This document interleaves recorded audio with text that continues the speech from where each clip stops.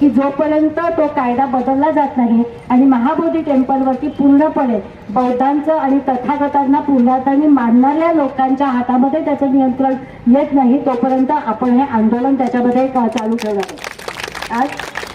बौद्ध संस्कृतीची, बौद्ध धर्माची जी काही प्रतीक आहेत, ज्या पद्धतीने आपण आज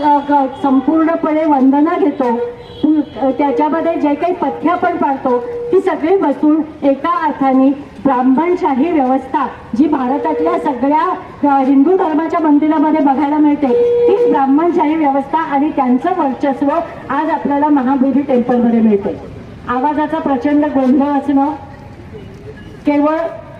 हिंदू ब्राह्मणांनी तिथे पूजा अर्चा करणं, या सगळ्या गोष्टी या सगळ्या बौद्ध परंपरेच्या विरोधात जाणार आहेत आणि आपल्या सगळ्यांचं ते अत्यंत महत्त्वाचं प्रेरणास्थान आहे, आदराचं स्थान आहे, आपल्या श्रद्धेचं स्थान आहे आणि सगळ्यांना वैचारिक स्फूर्ती देणारं ते स्थान आहे। कारण तथागतांना बौद्धत्व प्राप्त झालं आणि तिथून पुढे त्यांनी भारतातला सगळा समाज बदलला। भारतामध्ये जी काही सगळी अधःपतन झालेलं होतं, अन्याय अत्याचार होता, प्रचंड पराटोकाची विषमता होती, त्या सगळ्याला आव्हान देऊन समतेवर आधारित समाजाची आणि राज्याची निर्मिती नंतर तथागतांनी केली आणि ती एका अर्थाने त्यावेळच्या सगळ्या विषमतेच्या विरोधात झालेली क्रांती होती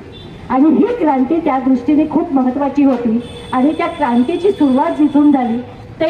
ते महाबोधी टेम्पल हे आपल्यासारख्यासाठी एक महत्त्वाचं सिम्बॉल आहे, आपल्यासाठी खूप महत्त्वाचं आहे आणि त्याच्यासाठी हे आंदोलन चालू आहे। आज या आंदोलनाचं अपील संपूर्ण महाराष्ट्रातल्या प्रत्येक जिल्ह्यामध्ये आणि तालुक्यामध्ये भारतीय बौद्ध महासभा आणि वंचित बहुजन आघाडीच्या कार्यकर्त्यांनी हे आज आंदोलन घेतलेलं आहे आणि सगळ्यांनी हा निर्णय घेतलेला आहे की जोपर्यंत तो कायदा बदलला जात नाही आणि महाबोधी टेम्पलवरती पूर्णपणे बौद्धांचं आणि तथागतांना पूर्णपणे मानणाऱ्या लोकांच्या हातामध्ये त्याचं नियंत्रण येत नाही तोपर्यंत आपण हे आंदोलन त्याच्यामध्ये चालू ठेवणार आहे। आज